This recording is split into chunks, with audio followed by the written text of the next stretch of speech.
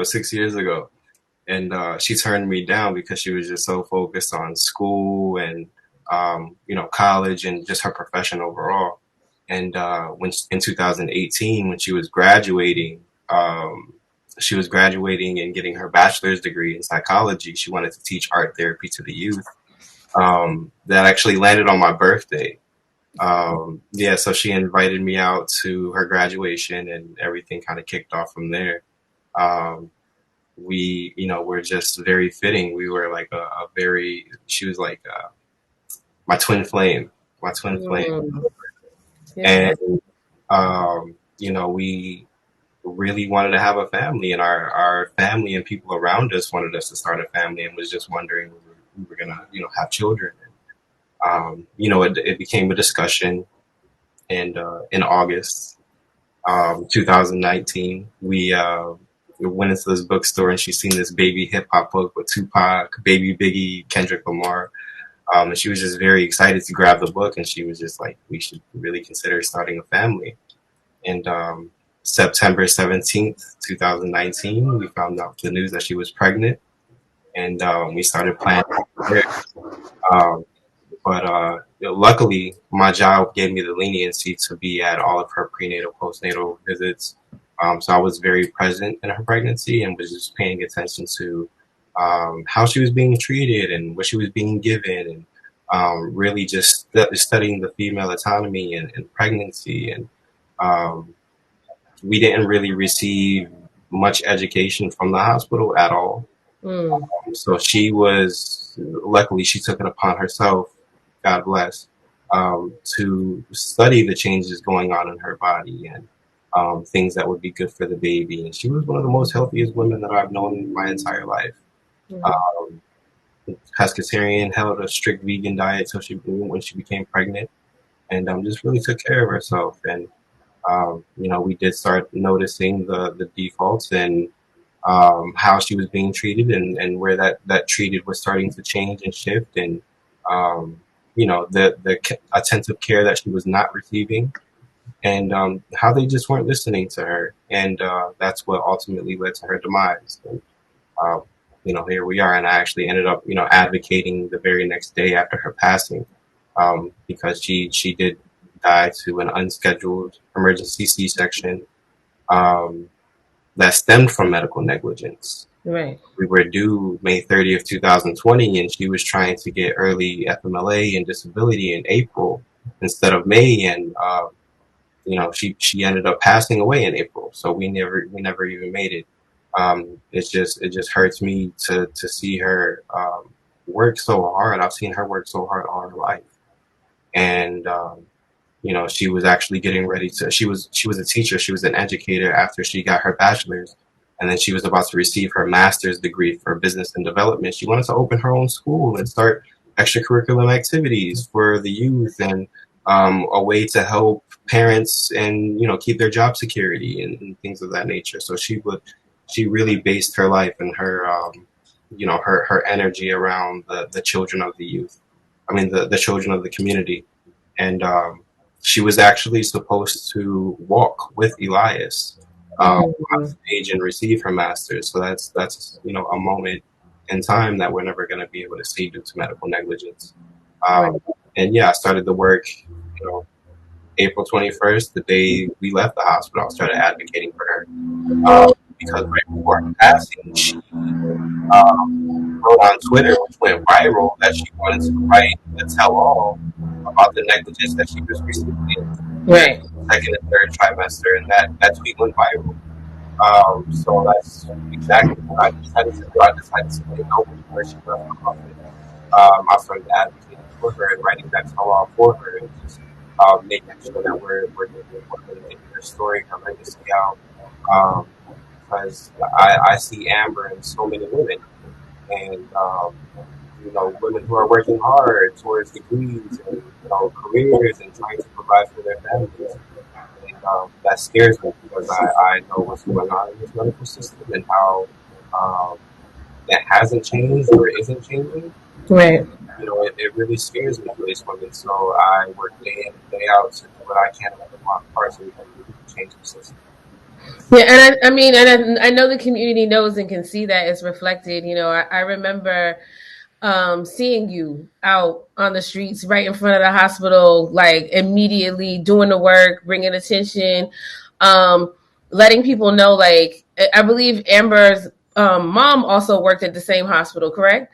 Right. So, like, the connection between the fact of centering a place and thinking that, oh, I'm going to go there, I'm going to get this different kind of care because also I have a family member who works here, and then also not necessarily being seen or heard, or her, you know, her, or being genuinely cared for in a way that was affirming. Exactly. And that's I don't mean to cut you off, but that's exactly where it's systemic because she received the same treatment from two different Montefiore facilities in the Bronx.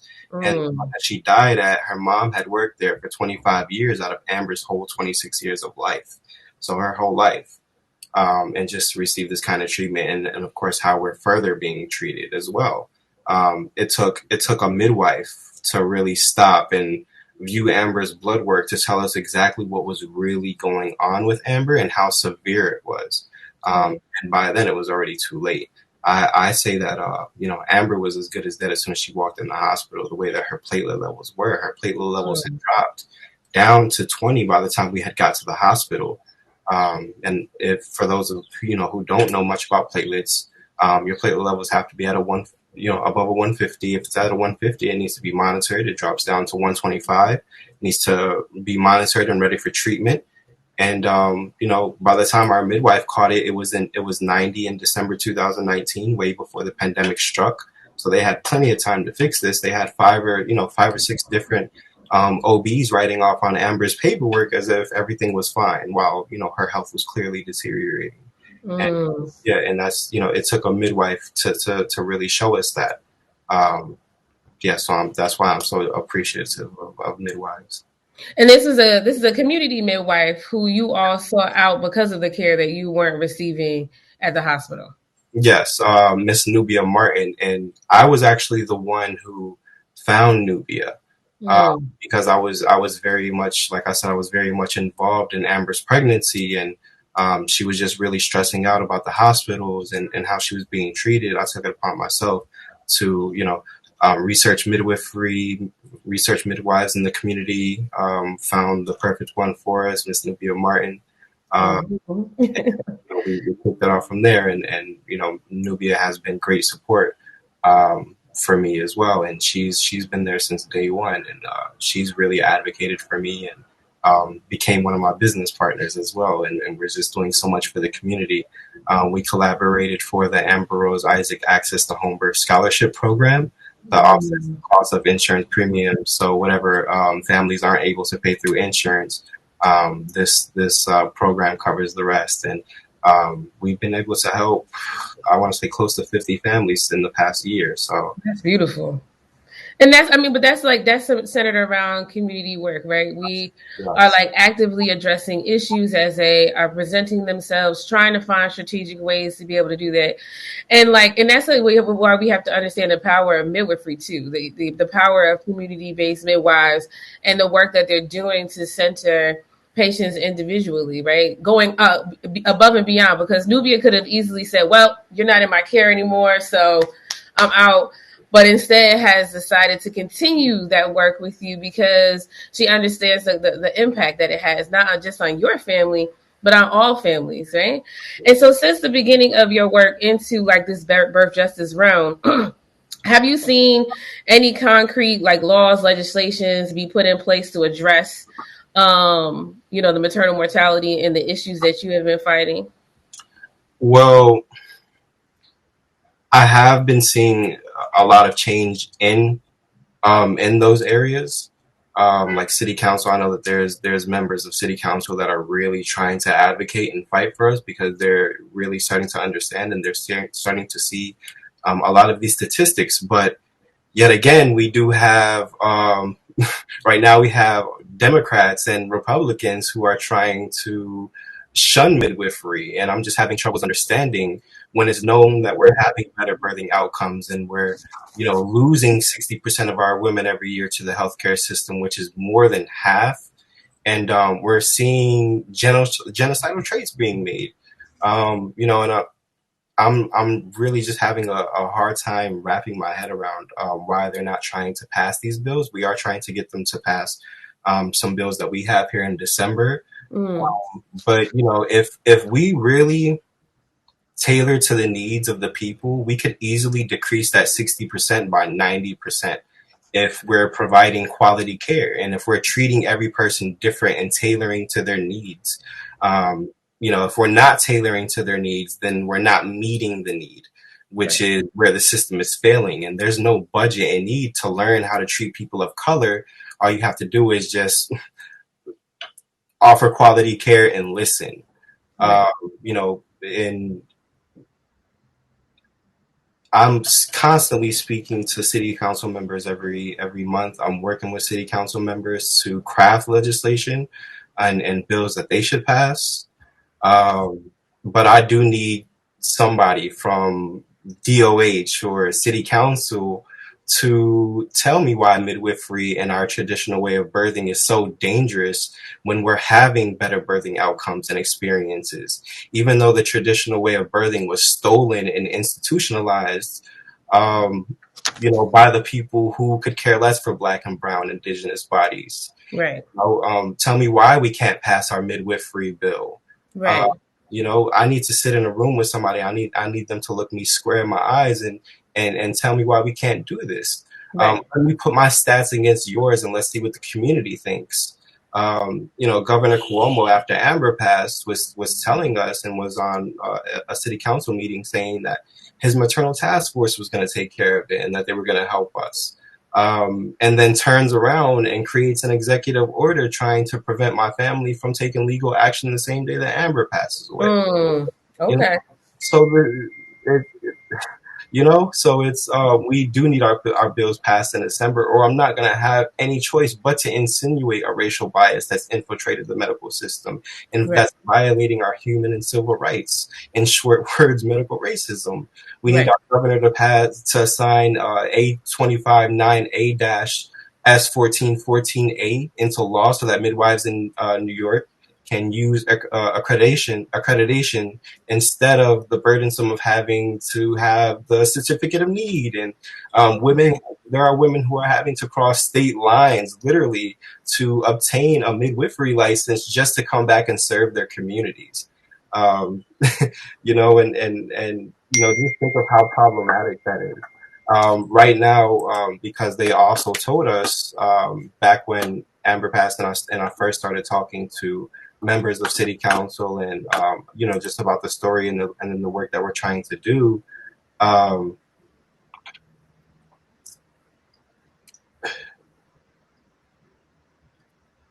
We take your time. We need change like water at this point. We need our birthing centers, and it's not like us running a birthing center is illegal. It's just the stipulations around that, the barriers that they've set up, that harder for us to obtain. And back when I first started this work, they're asking me when I'm coming to them with these ideas and how we can change the system. They're telling me, well, have you written a bill? Do you have a bill to present? Right. Thinking to myself, well, this is what we pay you guys for. We pay for your chair with our tax money. Why aren't you guys addressing these issues? So now I'm having to take time out of my life to sit down and craft bills. And, I've worked with the Coalition of Birth Workers and with numerous people to, address what issues need to be met. Because you got to apply pressure. I think we forget, you know what I mean? Like the folks that, we're doing is we're working within a capitalist framework that is not designed to center community in effective ways, right? And so, and we also have to think about the hospital-based institution also as a business. And I think that we forget that at times. And so, it's not about us necessarily asking for permission for the things that we need. We have to start to work as a community to just build the things that we need and understand. They have to understand how they need to flow into that, right? And show them the necessity of what it means for us to continue to create community care frameworks. Because I think that what they have forgotten is that we've been doing this. You know what I mean? Like midwifery has been something that has always been essential in our communities. Has always, midwives have always held a pillar of not just as like at that episode of care, but also like continually. I still talk to my midwife who delivered my 6 children. We have a long-standing relationship. And so, yes, we've been doing this. We need to continue to do this, and we need to hold legislators accountable for the work that they are or are not doing. And also, if I could add to that, there is the Omnibus Act as well. That's addressing these issues with the 9 inclusive bills. But from my understanding, it's only being implemented in like California and other select areas, I think, right now. And we need to get that to New York as soon as possible. Right. And then as well, like just first hand experiencing this system and understand that there's no system set up in place for people like me, which is where Katie Season and I have created the Ambrose Isaac Act, which helps families like mine, which we're also going to be presenting in a few weeks, that offers families like mine reparations, and truth and reconciliation. So these are bills that are dire to the community.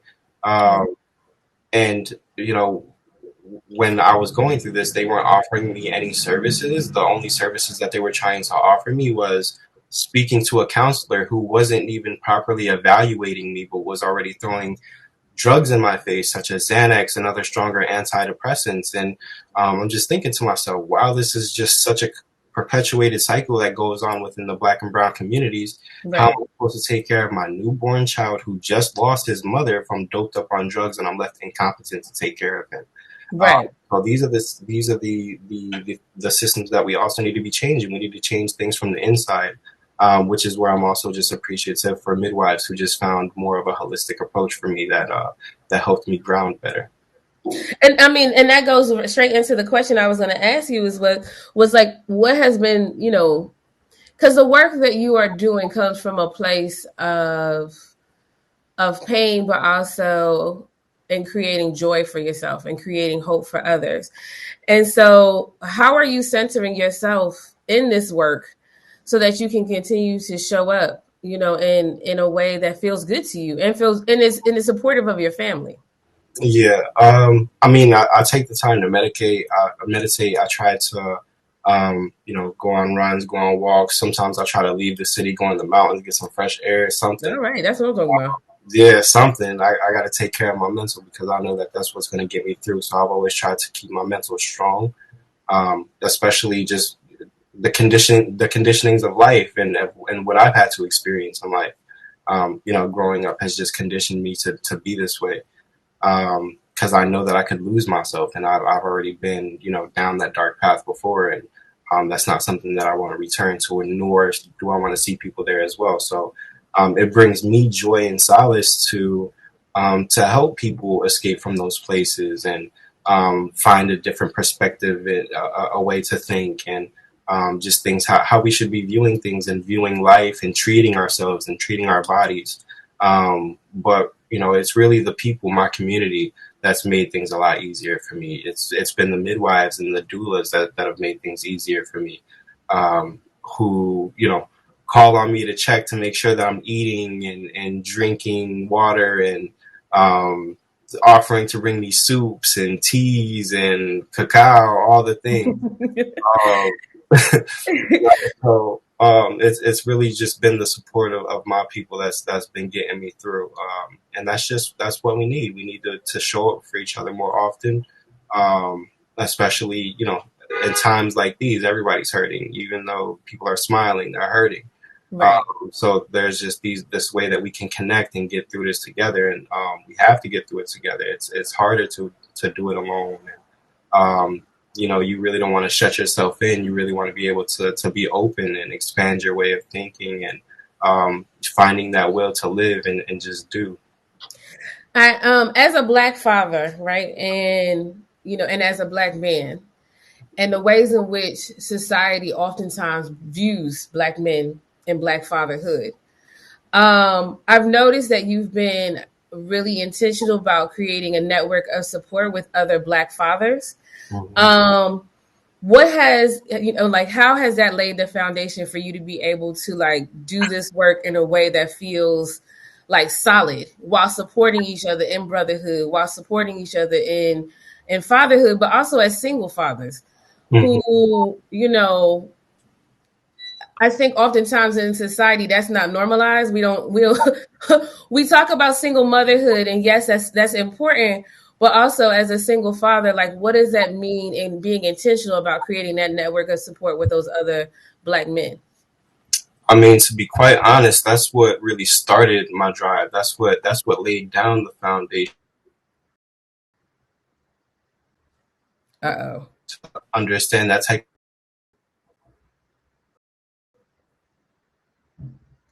Bruce, we having a little trouble with your connection.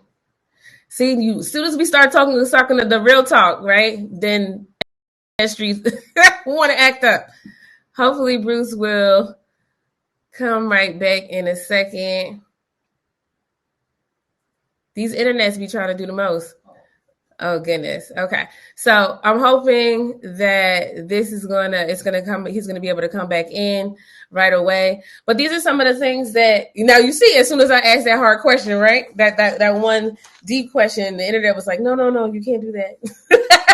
You're doing the wrong thing. But it's important for us to support parenthood in all of its very varying different forms, right? And to highlight the networks of support. And as we're doing this work, be intentional about supporting one another. Okay, we got Bruce back. Let's see. Can y'all hear me? Yeah, we can hear you now. Oh, there we go. So you're gonna Much have to better. start from the top, brother.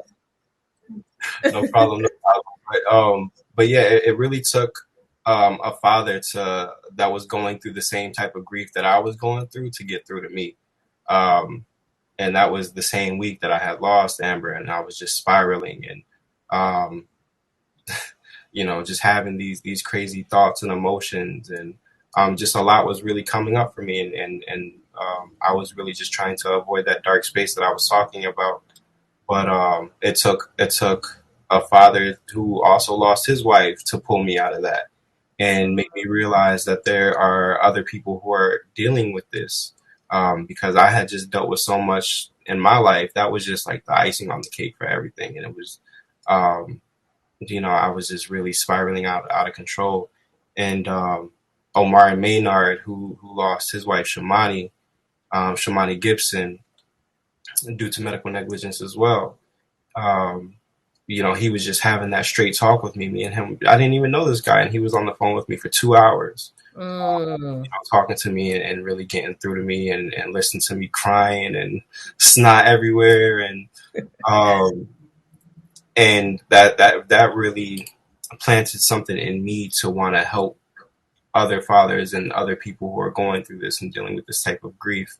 Um, not too much longer after that, I spoke to another father who had reached out to me, and he had just lost his partner maybe like 4 months before Amber passed, Mm.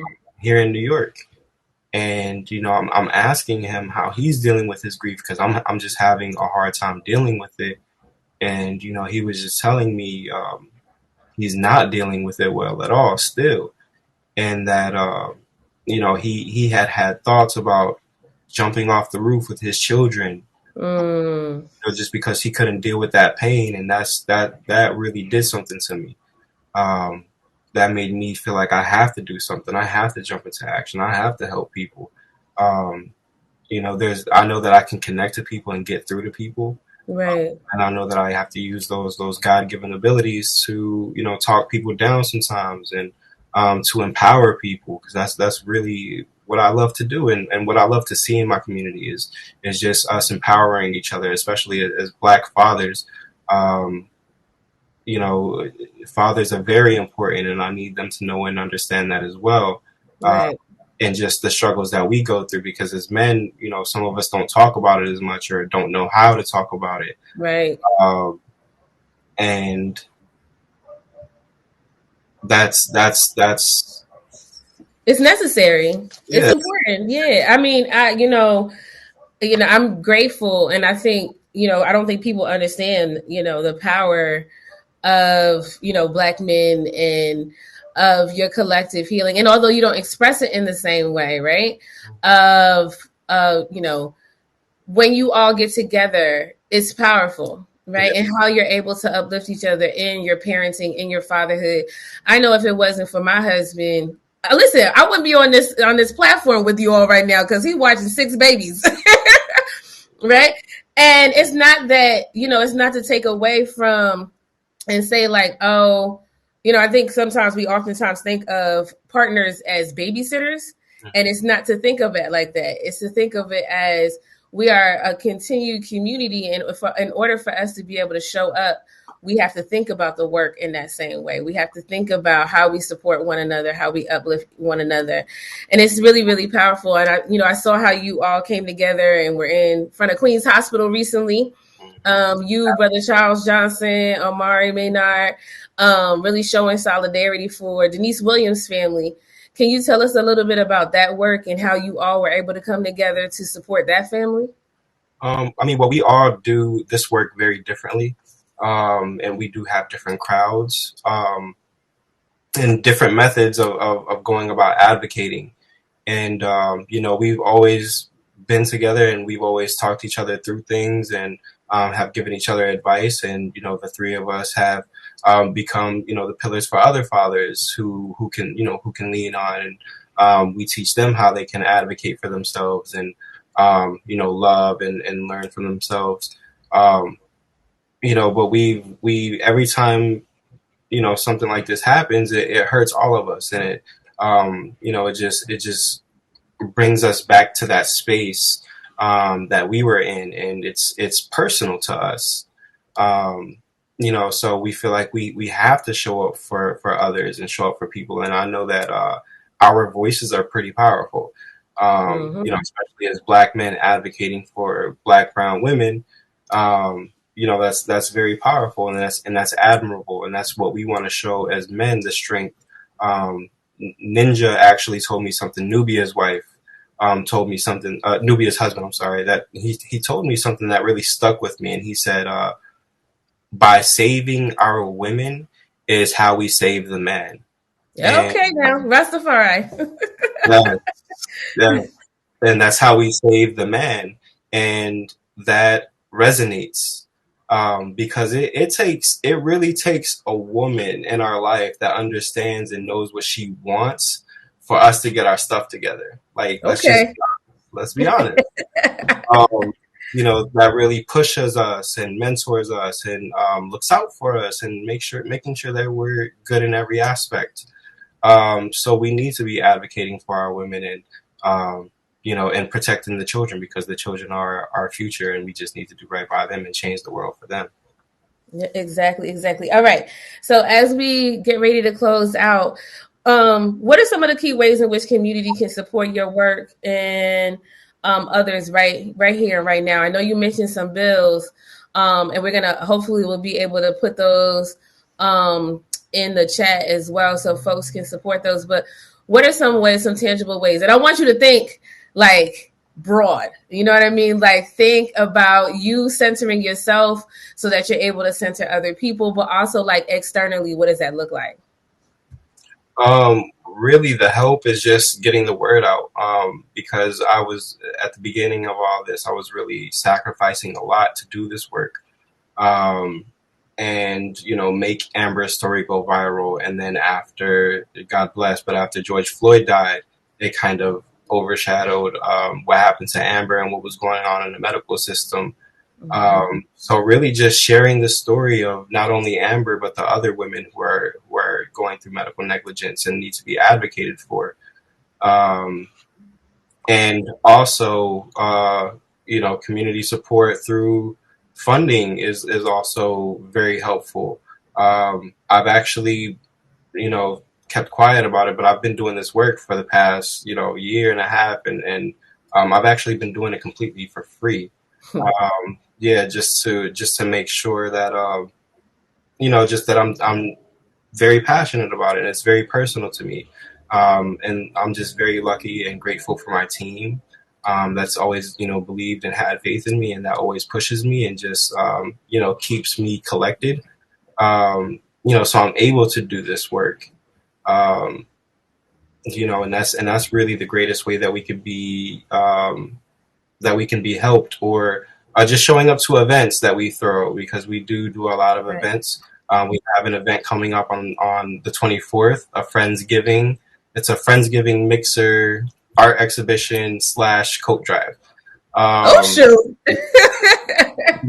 Because Amber was very much into art, and so like a lot of things that Amber had interest in, I like to implement inside of the foundation, just to have that essence of Amber, and just the queen that she was, the queen that she is.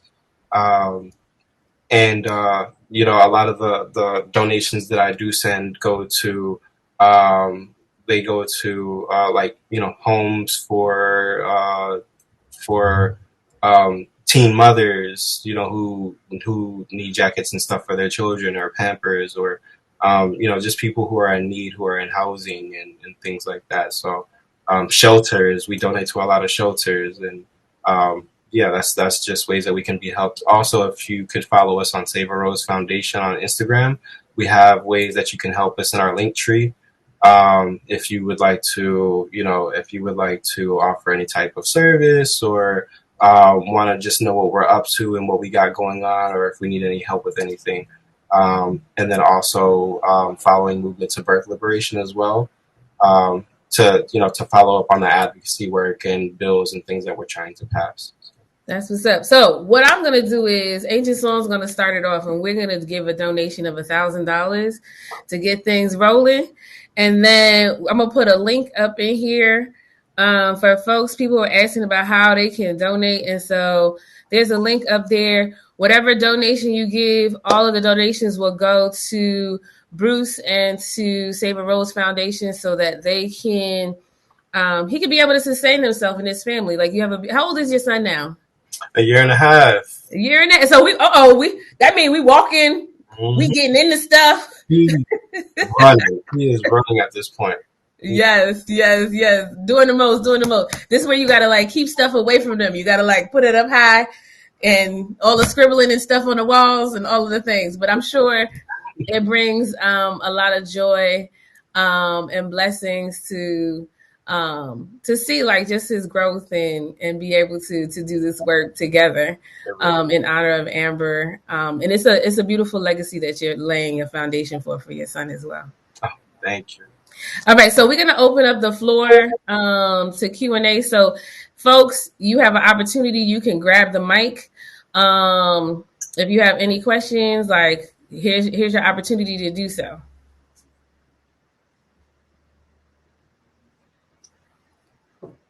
Let's see as they come in.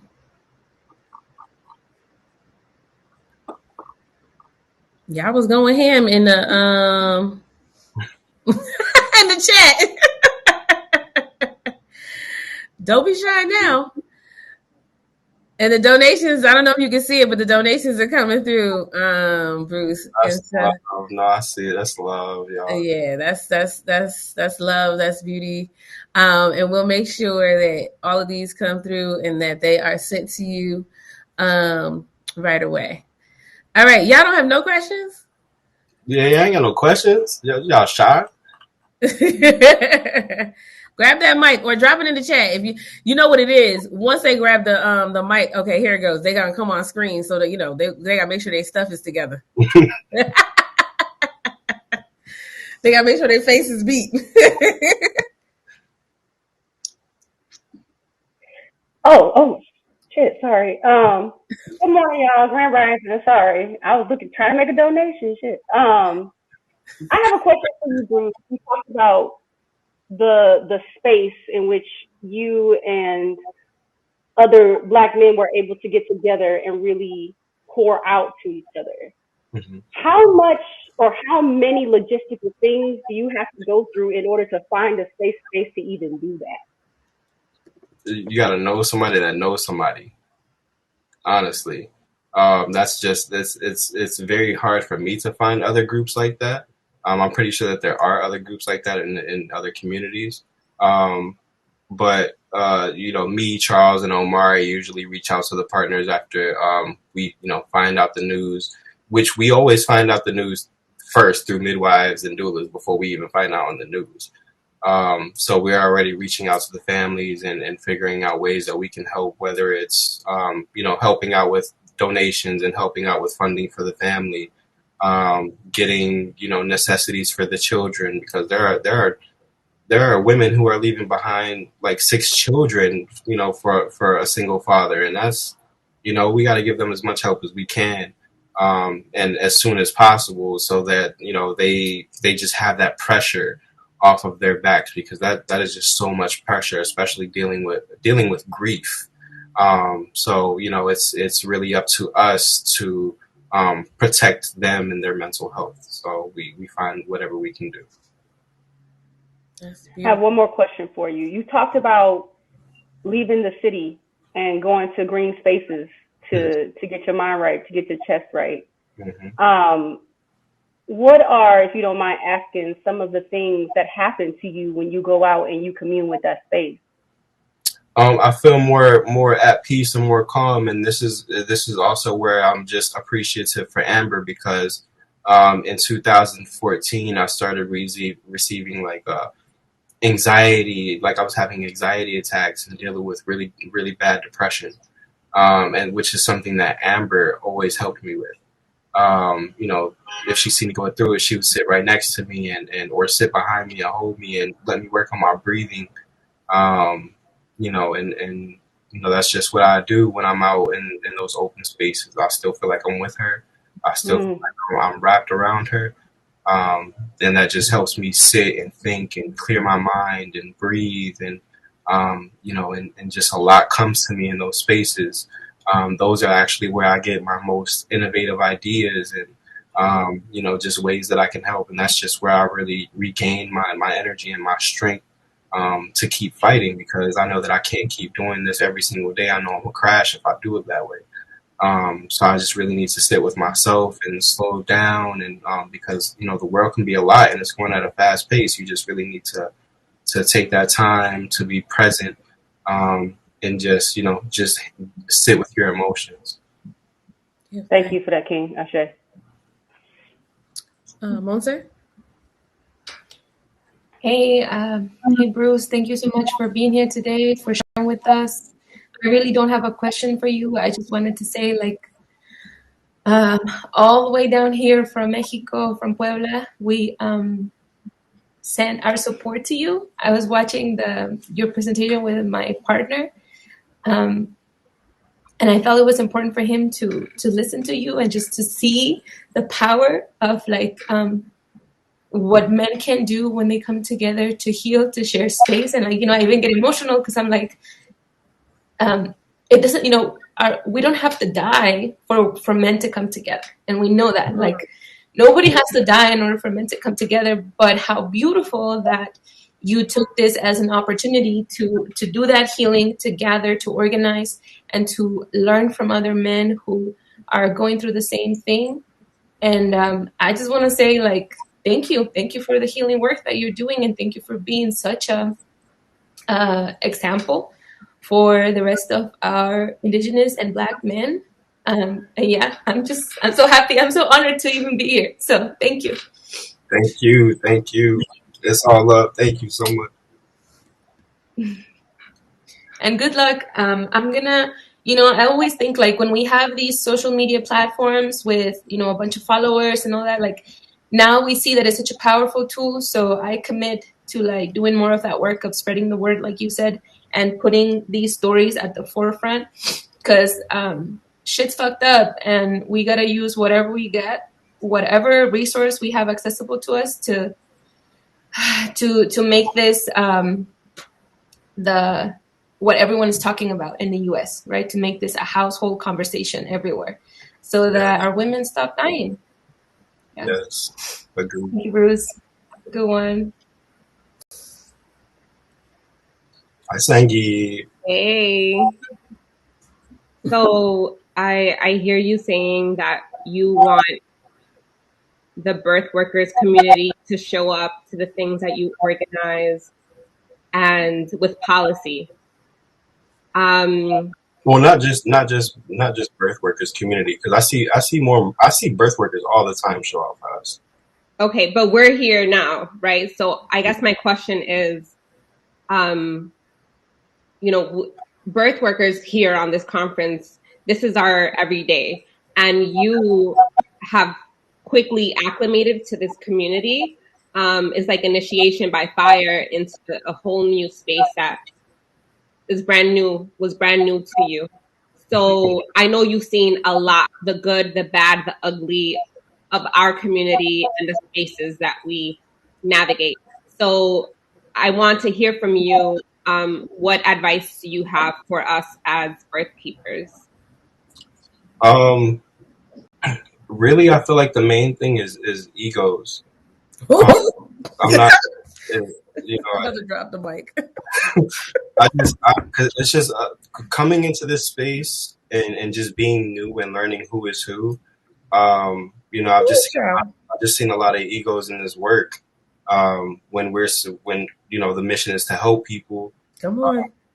Be there for people, guide people, make sure that we're there, before, during, after birth, keep checking up on people, and just really showing up and advocating for these families. I know that a lot of us do that.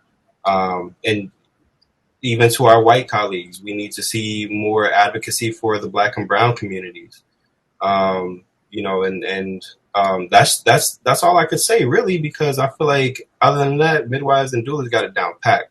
I can always turn to y'all for anything that I need. And when it comes to support or trying to get bills passed, y'all are right alongside of me trying to get these bills passed. We along the same lines. We're trying to get the same work done. I'm trying to see, midwives take lead in these hospital settings. And everything that I do, even when it comes to the medical system, I always put families, midwives, and doulas first, because that's where we're seeing the better birthing outcomes. But my overall thing would just be egos. If we could just all show love and get along and do our work respectfully, I feel like there won't be no problems. I feel like that right there is just letting us get in the way of each other. When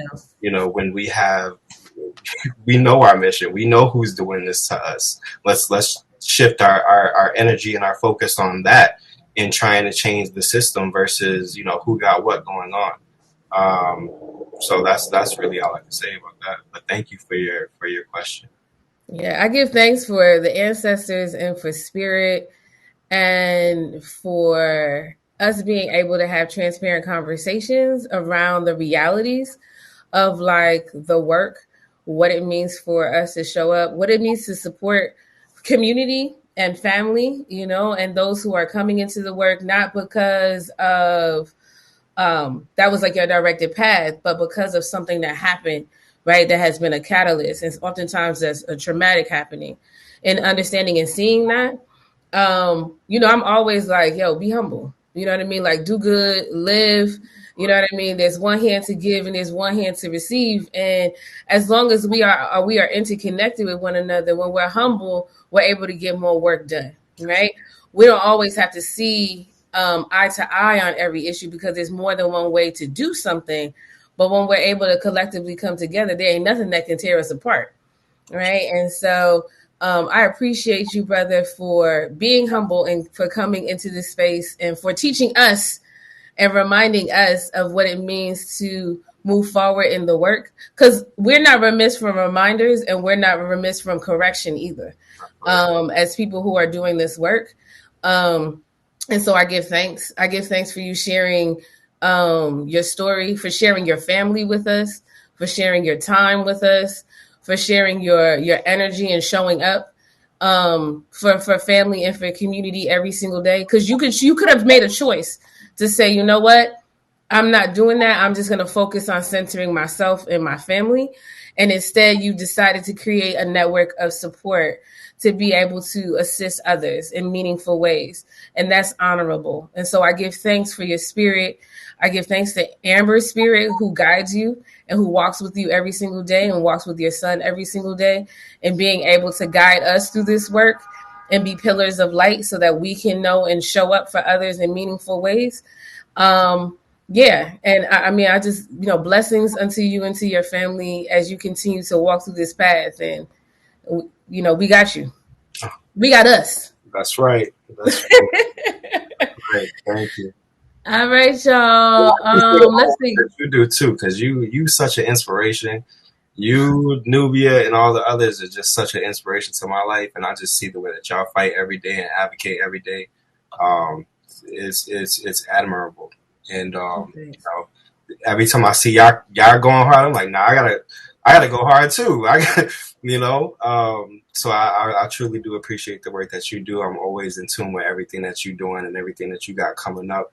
I'm always, checking up on y'all and, seeing what I can do to play my part. And of course, trying to include y'all in things that I may have going on as well. So, yeah, good things. Big love. Yes, Nubia, I see you in the chat, sis. I see you in the chat. Listen, Nubia up there and Yanka's doing the work, y'all. And so, I'm going to need you all to find out who your community midwives are and to truly support them in the work that they do. I learned from a community midwife. It has been midwives that have grown and sustained me throughout this work, and who have offered me guidance, not only as someone who has birthed children into the world, but also as someone in understanding what it means to show up for people. And midwives don't always, they're not sitting there on IG doing the most and taking all these pictures. You know why? Because they're actually out there doing the work and they're showing up for people every day. So they don't have time to sit there and take candid photos and do this and do that all the time. And so we want to make sure that we are support your community midwife. You know what I mean? Support your healers in the community, support the doulas in the community. Because not every doula has there are people who are working in silos every single day who are not being seen, but who are also always showing up and doing the work. And those are the ones who need to be supported and need to be uplifted. Yes, support student midwives, those who are looking to get into the work and show up for folks every single day. They're not trying to make it easy for us to decolonize and to, strategize and to center the things that we need in our communities. And so it's going to continue to be us to show up for one another in meaningful ways and to always re-examine that as well, right? Because the way in which we did it a year ago is not the way in which we may need to do it right now or in the future. And so as we continue to center this intergenerational hope and build on healing, and liberatory practices, let's take from what Brother Bruce has said in holding our ego, to walk in this work humbly, to show up for each other in community, to build networks of support, to support the bills that are being uplifted, support the movement to birth liberation and other organizations that are actively looking to dismantle, but also to create at the same time, because you can't destroy without having something to build up and to lift up, right?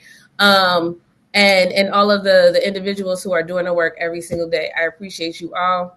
All right, y'all. We get ready to go into some much needed R&R. Remember, we're not necessarily doing the lunch, right? I ain't got the food for you, but I got different food for you. I got vibrational food for you. So we got a live DJ coming in, who is going to be doing the work. I want to thank our sponsors, for being able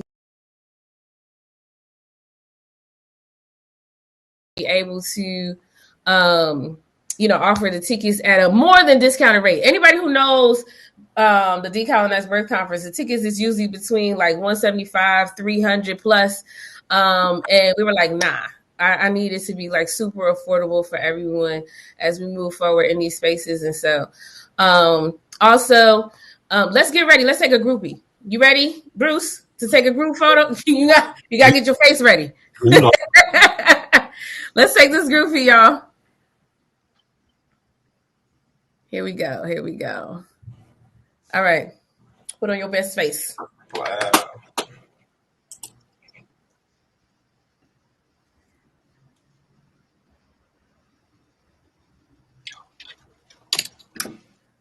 They coming in.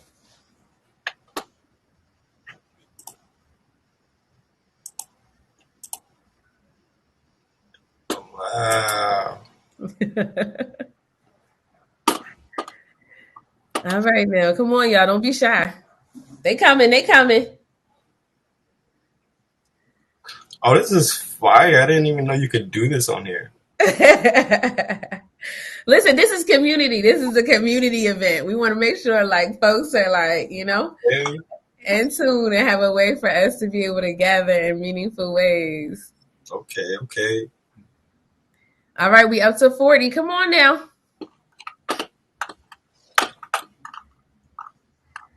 We got some resources popping off in the chat box. We up to 44. Come on before we got to close it out. Listen, y'all, if y'all got the babies in the background, it's totally fine. Okay, all right, there they go. There they go. We're almost halfway up. Come as you are. Just make sure you got pants on. Skirt. Oh, we accept all bonnets. All right, we at 50. Come on now. 51. Listen, let's get to 55 and then I'll close it out. Come on. Let's go. We have 52. Come on, you introverts. I know that's y'all the ones that's holding back. Cause y'all be like, no, I can't. This is a safe space. This is a place, this is community. Oh my gosh. I appreciate you all for being here and for being present and for showing up. Listen, I love y'all. I appreciate you all. Now, we got a robust afternoon too. So don't forget our afternoon panel at 2:00 coming through. That's also live, as well as check out the sections. Get ready for the live DJ with DJ Mariana, who is bringing it to us. What is the link for donating to the foundation? Or the link, you can find the link to donate to the foundation directly. I believe it's in Bruce's IG handle. And we're going to post how much was raised later on this afternoon, so you could check it out. All right, I'm going to end this. Groupie, let's render it. Let's see what we look like, y'all. Oh, shoot. That's us. We one big family now. We one big family. That's what I'm talking about. All right, before we go, we got one quick question for you all. Let's go.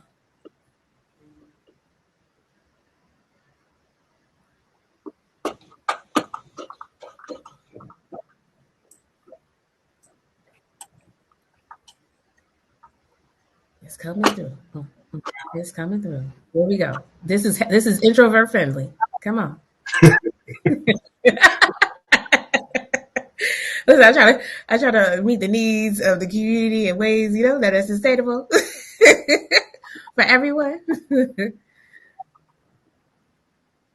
Okay, now. Some of y'all just listening. I can see.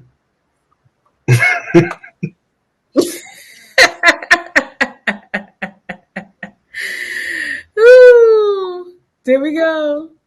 Now I feel like we gotta like bust a move. First conference where I ain't care how I looked, and I'm here for it. That's what I'm talking about. Will you offer document of attendance? Let's see, easy this weekend. We will have document of attendance for sure. Mostly said when people ask how can I help, I send them a list. That's what I'm talking about. Bruce, you got to get your list together. All right, no, Bruce. I got a list somewhere. We had 66 votes. Oh, gosh. All right, y'all. We're going to close it out. Throw it in there real quick. 67. All right. We're going to end it now. Boom. All right. I appreciate you all. Head over to the other link so that we can get this party started. Don't forget, take pictures. I want to see how you spending your lunchtime vibe. Like, what's the vibe look like? What are you eating? Snap a photo, listen to the music in the background, tag us on Instagram. All right, y'all. Bruce, thank you so much. Appreciate you. Appreciate. Much love.